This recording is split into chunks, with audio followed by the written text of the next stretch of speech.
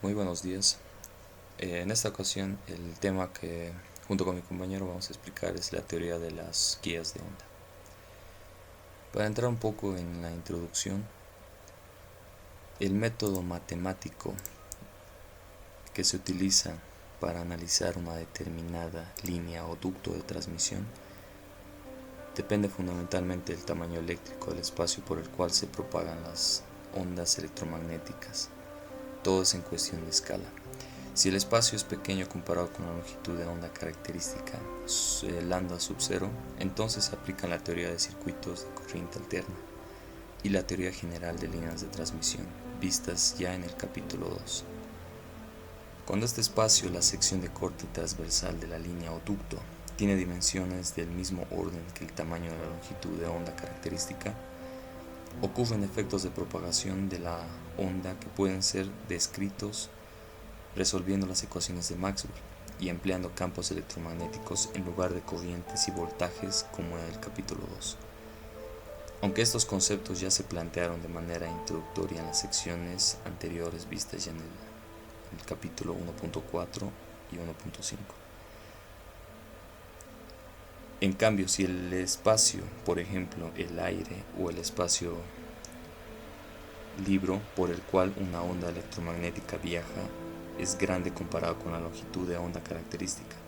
es válido describir el comportamiento de propagación en una forma muy aproximada por medio de una onda electromagnética,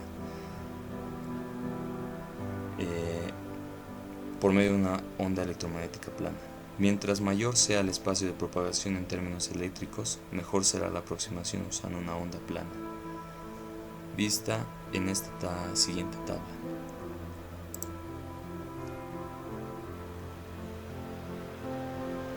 En la siguiente tabla se muestra el espacio de propagación, que es menor a lambda sub 0, el método de análisis en la teoría de circuitos de corriente alterna y la teoría general de líneas de transmisión.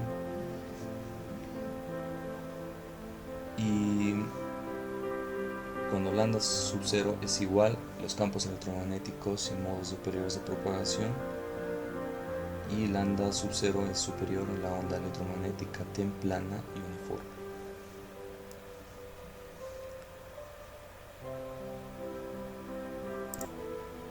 Los efectos de propagación en las guías de onda cuyas dimensiones transversales son comparables a lambda sub 0 serán estudiados en este capítulo. Se verán las guías rectangulares y circulares, que son los de mayor uso en los sistemas prácticos de microondas terrestres y comunicaciones por satélite. También se estudiará el comportamiento de las placas paralelas y de la guía de ondas también elíptica. Con la excepción de las placas paralelas, los demás guías son huecas, pues consisten de un solo conductor cerrado en cuyo interior generalmente hay aire. Con el fin de entender mejor qué ocurre dentro de una guía hueca, rectangular, circular o elíptica, el presente análisis se iniciará con un recordatorio de las propiedades de una onda electromagnética plana. Después se tratará el caso de las placas paralelas, que pueden conducir tanto en una onda TEM como también modos superiores. Finalmente se estará preparando para analizar las guías de un solo conductor o huecas. La onda electromagnética plana, por definición, una onda TEM es aquella cuyos campos E y H son perpendiculares entre sí, y ambos a la vez son perpendiculares a la dirección de propagación. Esta misma que se designará como la dirección a lo largo del eje Z. Si además de lo anterior la magnitud y la fase en cada campo son iguales en todos los puntos de un plano cualquiera, para el cual Z es constante, entonces la onda es plana, es decir, mostrada en la figura siguiente, en un plano Z constante perpendicular a la dirección en la que viaja la onda. Los campos E y H son independientes a las coordenadas X y Y.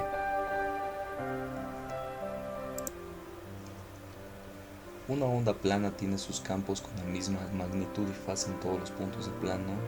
Z, igual a la constante que es perpendicular a la dirección de propagación E en B sobre M y H en A sobre M. En planos paralelos con valores de z diferentes, los campos aumentarán o disminuirán de valor de acuerdo con la periodicidad de la onda mostrada en la figura siguiente. Pero seguirán siendo iguales en todos los puntos de cada nuevo plano en cuestión. Ambos campos E y H están en fase, pues alcanzan sus valores máximos al mismo tiempo, en el cual la figura muestra la variación senoidal de los campos E y H con relación a la dirección Z. Continuando el siguiente punto, mi compañero explicará la onda plana en un medio sin pérdidas. Bueno, ingeniero, continuando mi persona, Luis Ángel Muñoz, voy a pasar a explicar lo que es el ejercicio, el inciso 4.2.1, que sería la onda plana en un medio sin pérdidas.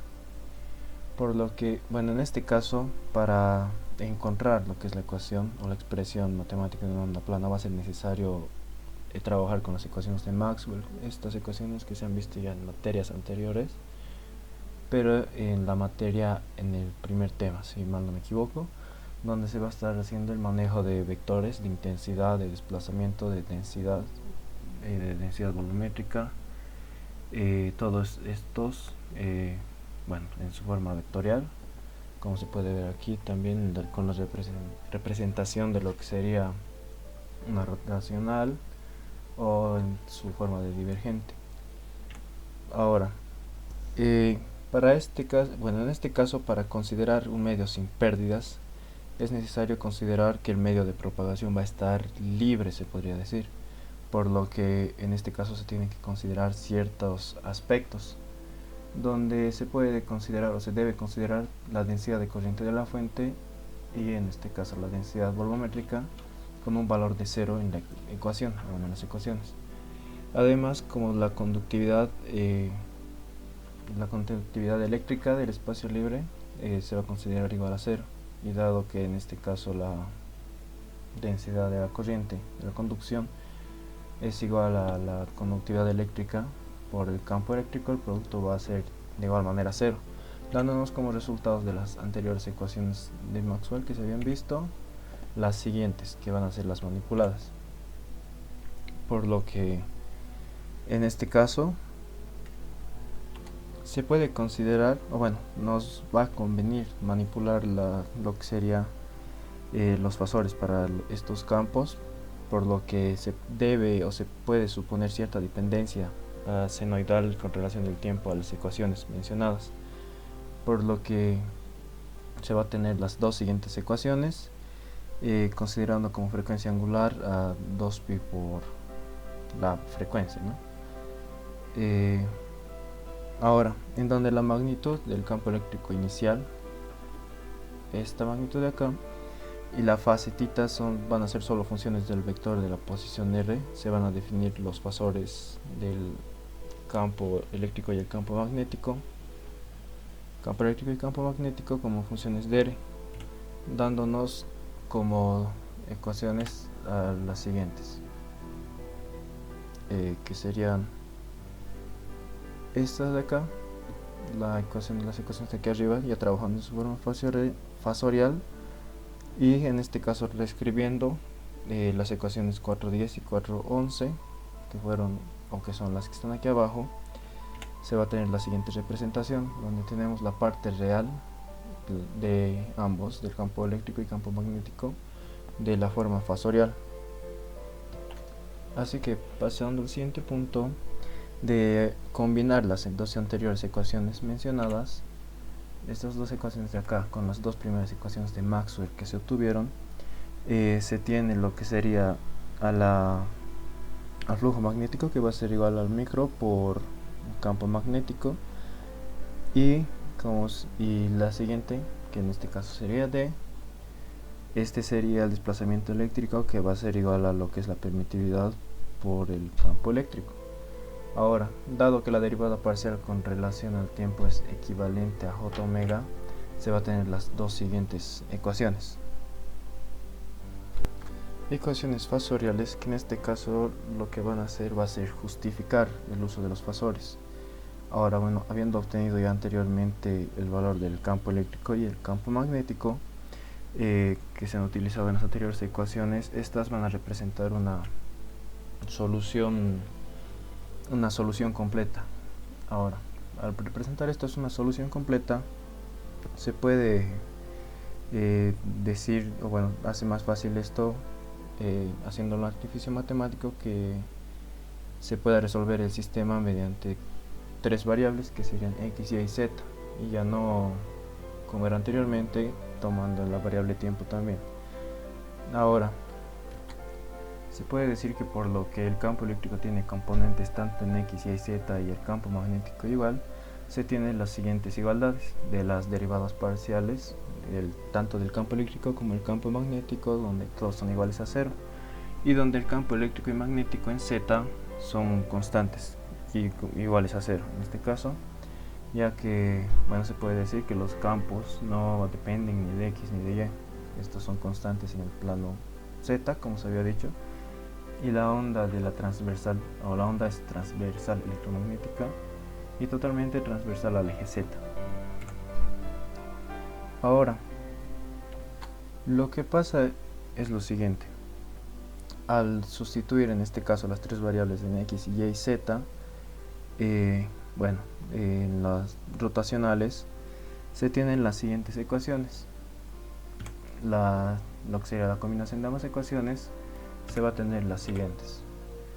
donde se van a hacer las siguientes igualdades: la derivada parcial de cada valor, se puede decir, del campo eléctrico y campo magnético va a ser igual a menos j omega por el micro por el campo magnético en el eje opuesto, que si está este en y, este va a estar en x. De la misma forma, cuando el campo eléctrico esté en x, el campo magnético va a estar en y. Y para el otro lado va a ser cuando sea la derivada parcial del campo magnético. Ahora, en el caso del eje z, se puede decir directamente el campo magnético en z va a ser igual a 0 y el campo eléctrico en z va a ser igual a 0. Ahora,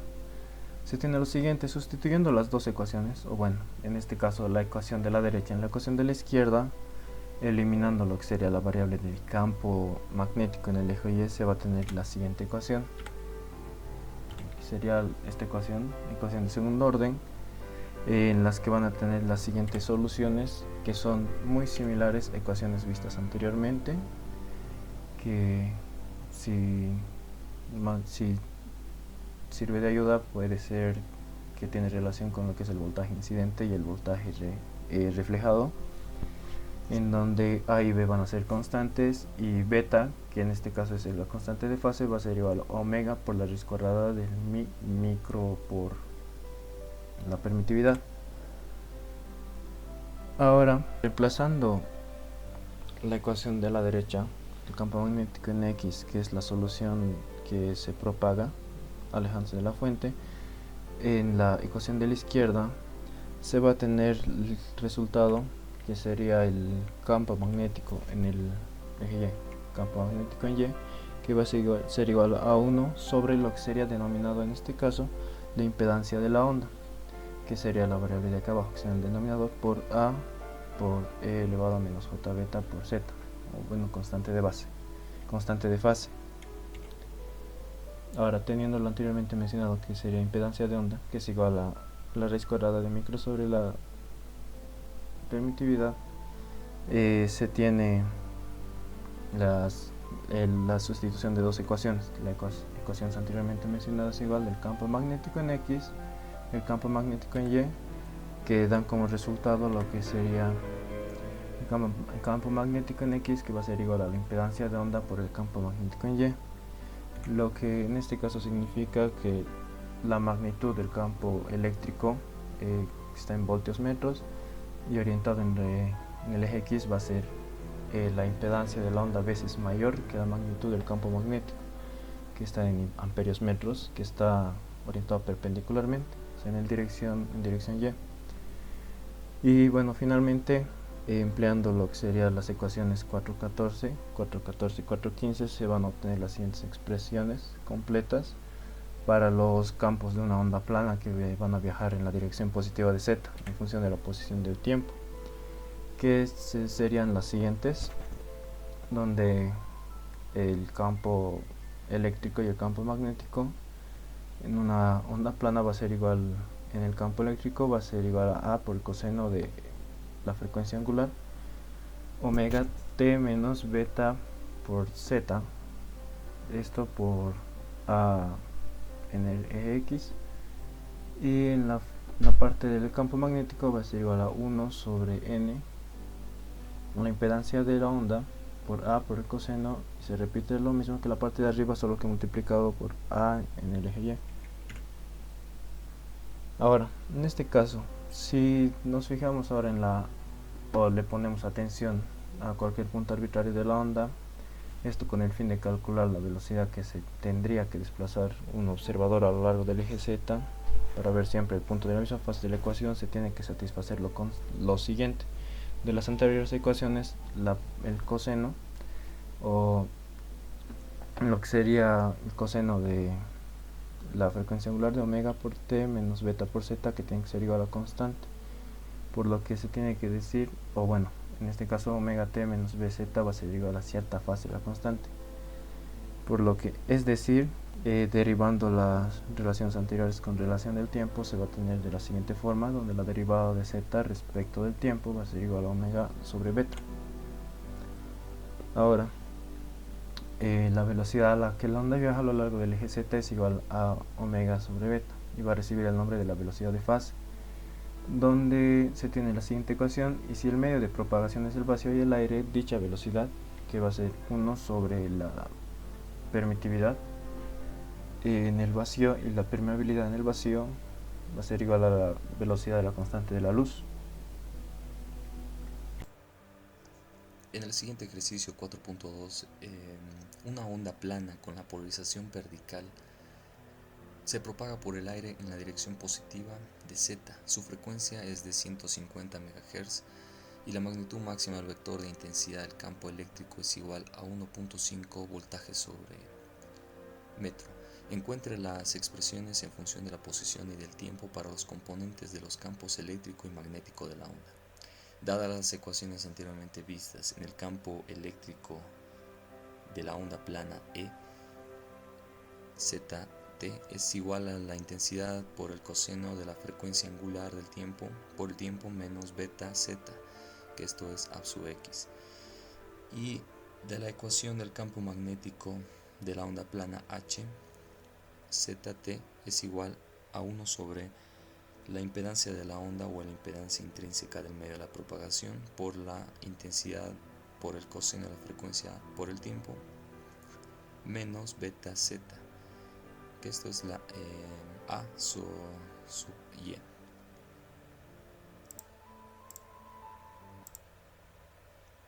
Realizando el ejercicio, reemplazando los valores del campo eléctrico de la onda,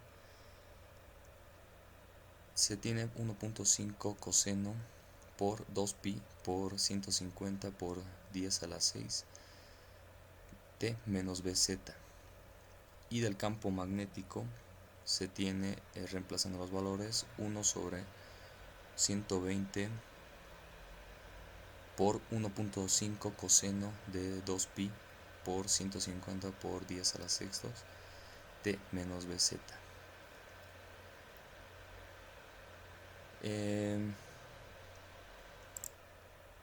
La constante de fase de la frecuencia especificada es igual a beta aire, que es igual a 2pi por la frecuencia por la raíz de la permeabilidad del vacío por la permeatividad del vacío, que es igual a 2pi por la frecuencia sobre c. Reemplazando los valores, 2pi por 150 por 10 a la sextos sobre 300 por 10 a la sextos es igual a pi radianes sobre metro. Por tanto, el campo eléctrico de la onda plana es igual a 1.5 por coseno por 3pi por 10 a la 10 octavos tiempo menos pi z. Y del campo magnético de la onda es 3.98 por 10 a la menos 3 coseno por 3pi por 10 a la 8 tiempo menos pi z. Esto es la intensidad por metro del campo magnético y del campo eléctrico de la onda plana, voltaje sobre metro. Y concluyendo, bueno, el ejercicio sería todo por mi parte. Muchas gracias.